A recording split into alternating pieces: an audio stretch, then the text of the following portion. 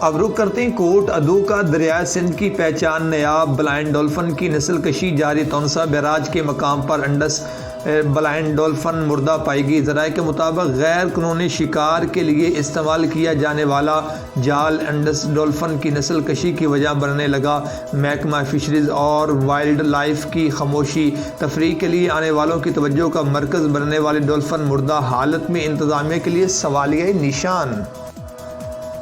مزید جانتے ہیں تفصیلات اپنے چیف رپورٹر باقر حسین سے۔ ہاں جی بالکل، کوٹادو دریائے سندھ ہیڈ تونسا بیراج کے مقام پر پائی جانے والی نایاب ڈولفن تفریح کے لیے آنے والوں کی توجہ کا مرکز بنتی رہتی ہے۔ مچھلی پکڑنے کے لیے شکاری جال کا استعمال کرتے ہیں، جبکہ کرنٹ چھوڑ کر غیر قانونی طریقے سے مچھلی کا شکار بھی کیا جا رہا ہے۔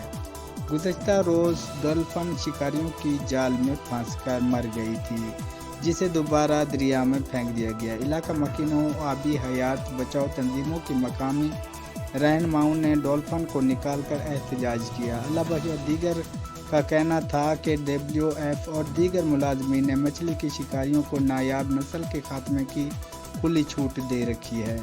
نایاب ڈولفن کو متعلقہ اداروں کے حوالے کرانے کی بجائے دریا میں پھینک دیا گیا ہے، جو کہ ناقابل برداشت ہے۔ انہوں نے اعلیٰ حکام سے کارروائی کا مطالبہ کیا ہے۔